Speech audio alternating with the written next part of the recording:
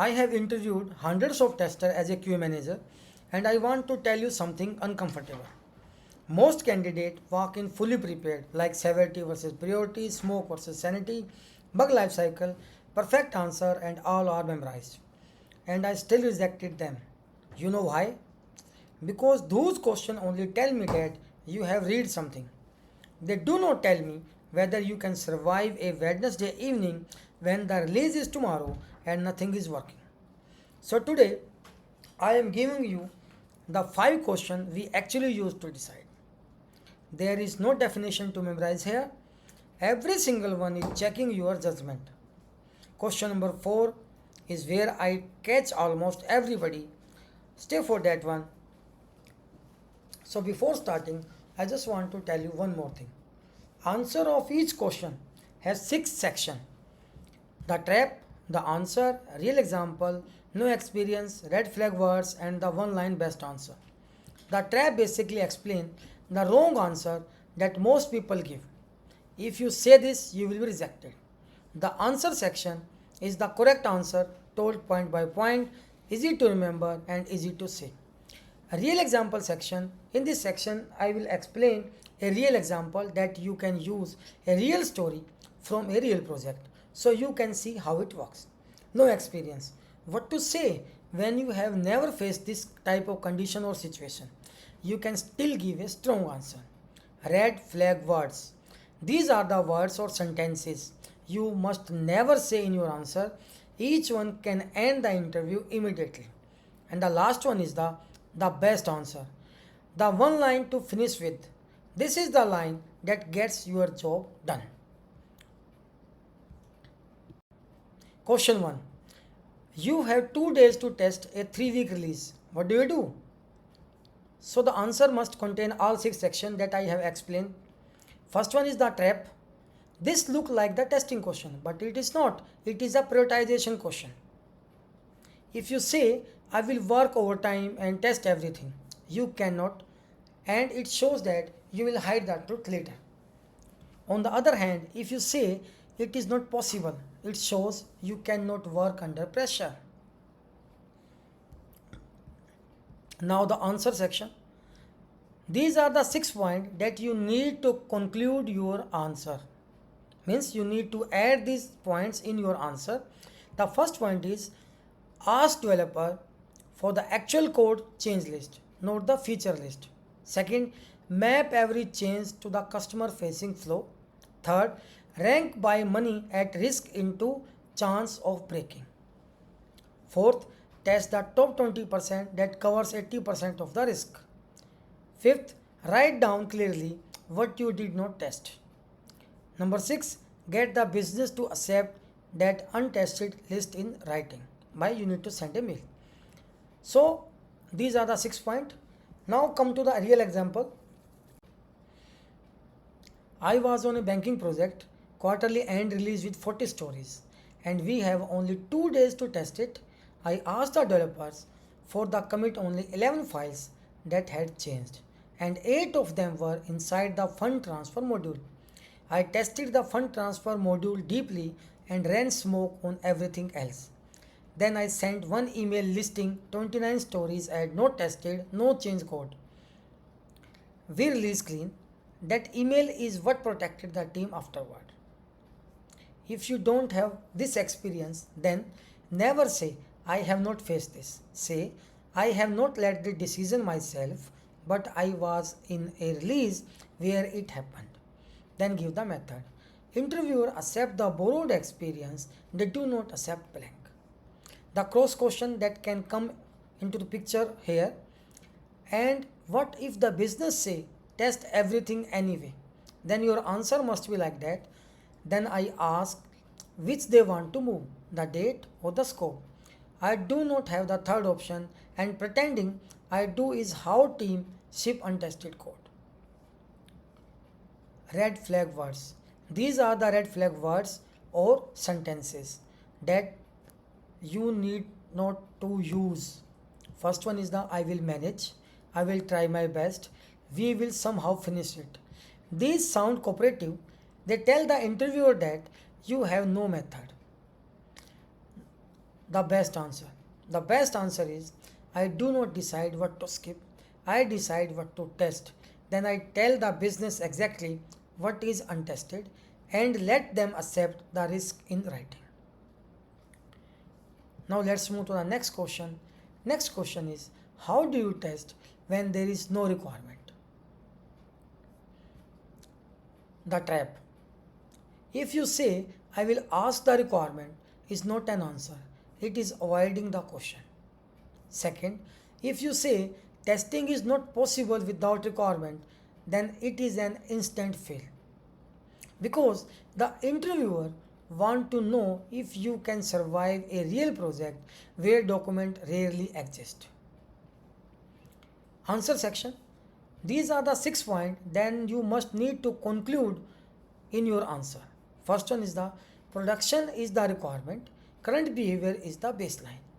Second, talk to the support team and try to get maximum as you can. Third, read the old defect history. Every past bug is documented expected behavior. Fourth, explore the application and write down everything you find.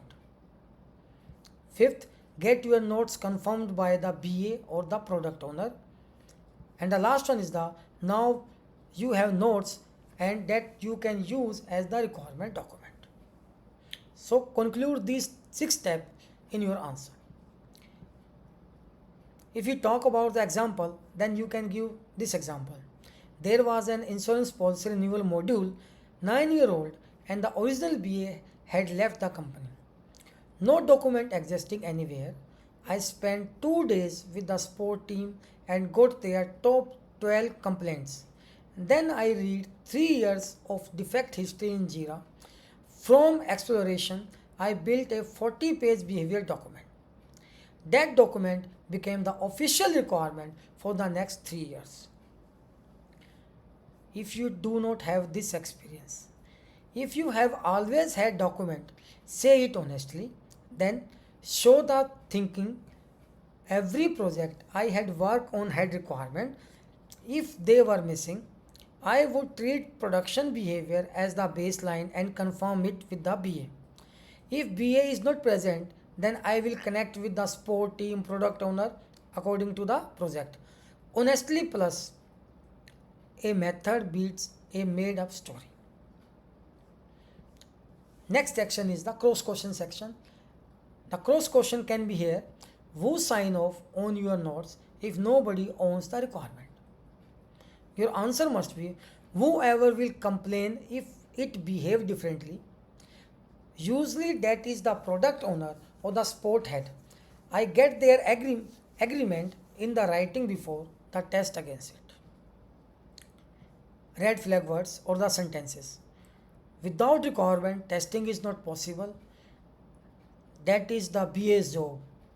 Don't use these particular sentences in your answer. If you give the answer like this, you will immediately rejected by the interview panel. Both mark you as someone who needs perfect condition to work. Now the final part or layer of the answer is the best answer, one line answer. No requirement does not mean no expectation. Somebody has expectations. My job is to find who and write it down. Now let's move to the next question. Question 3. Tell me about a bug you decide not to report but user reported. The trap. This is the honesty trap. They want to check your honesty. Second, 9 out of 10 candidates say, I will report each and every bug. Nobody does. The interviewer know it.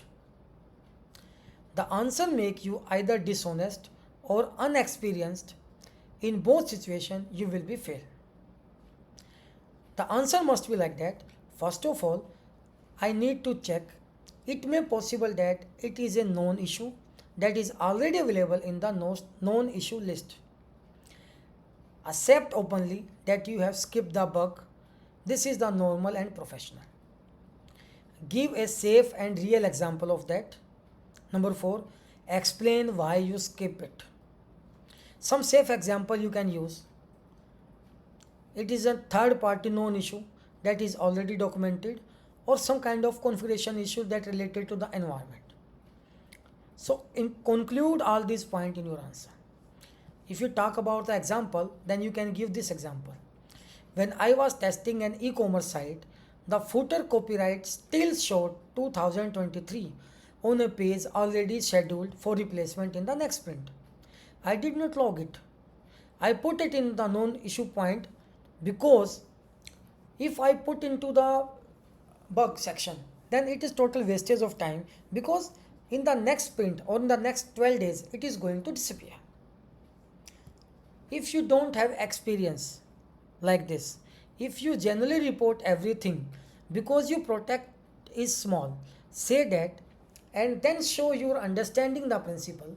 My project is the small enough that I log everything. On the large product, I would weigh the reporting cost against the bug cost. The cross question that can come into the picture: where do you draw the line? Answer must be like that: if a customer can see it, I log it. If only an internal user on a dying screen can see it, it goes into the known issue. The customer is always the line.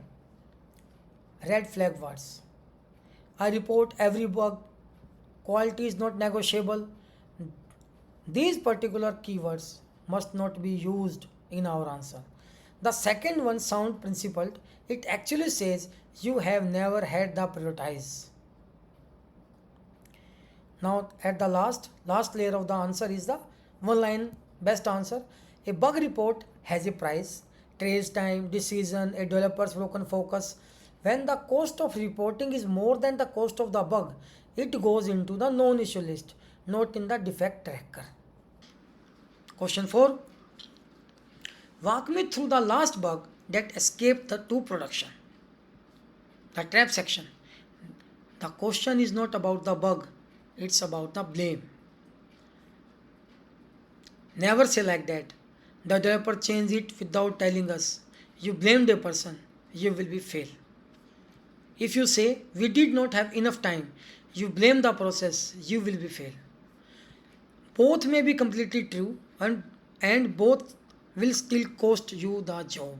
You can you can fail in your interview if you give the answer like this. The best answer: you can conclude all these 3 points in your answer. State honestly why the gap in your process. Second, state what you changed so that class or bug cannot escape the same way again. Third, never name the person in the story, never blame anyone. Real example: you can use this example. In airline booking system, a seat selection bug reached to the production. Passenger traveling with the infants could book emergency exit row. This real cause was in our process, not in the code. We tested seat selection and infant booking separately, never together. Means we tested both the functionalities separately and we missed the integration testing. Then I added a combination matrices of passenger type against seat type into the regression pack. That class of bug never came back. So it is the solution. Hence in the example you are telling the problem and then you fix that and also tell the solution of that. If you don't have experience, then say, I have not owned one personally, but our team had a leak in the payment module. What I have learned from the retrospective was you need to explain. Never say nothing has ever escaped. Nobody believes it. Now, what the cross question can come into the picture? Whose fault was it? Your answer must be like that: mine. I was the last gate before production. The developer wrote it, but I let it through. So take the responsibility. Red flag words. These are the 3 or 4 red flag sentences. It was the developer mistake. We were not given enough time. It was not in scope. These are maybe true, but all these 3 that you explain over there can stop your interview immediately. The best answer: the bug is not a failure. The bug escaping is the same way twice. That is the failure. Next question. The PM want to release with 3 critical bugs still open. What do you do? The trap. This check whether you know the limit of your authority. Second, if you say I will refuse to sign up, you don't have that power. It shows you created conflict. If you say I will escalate to my manager, you gave away the one thing you were hired for. QA does not decide release, QA make the risk visible. So take care about these traps. And the best answer could be quality fit. Means you have to tell it out or check it out that how many users are affected, how much money is impacted, how reputation impacted. Put it in writing, email. Do not corridor conversation, means you have to write it in the email. Third, offer a middle path like feature flag, 5% rollout, or a sport walk around ready. Fourth, ask the accountable person to accept the risk openly and keep the record. Now, if we talk about the example, then you can give this example. Banking release was a hard regulatory date and 3 critical bug open. I sent one email. Bug 1 affected about 200 corporate user at the month end. Bug 2 and 3 affect internal report only. I propose shipping with the corporate module behind the feature flag. The head of delivery accept that risk in writing. We shipped on time and nobody was surprised later. If you don't have the experience like this, juniors are rarely in the room, say so. I have not been the person signing off, but I have prepared the risk summary my lead used. That shows you understand the process even without the authority. The cross question that can come into the picture. And if they ship without accepting the risk in writing, then your answer must be like that. Then I write it down myself, send it anyway. I don't need their signature to create a record. I just need the record and exist. Red flag words or sentences. I would refuse to sign off. That is above my level. One claim authority you don't have, the other gives away the authority you do. So don't use these sentences in your answer. And the last, the best answer is I don't block releases. I make sure that afterwards nobody can say that you did not know about it. You can give this example.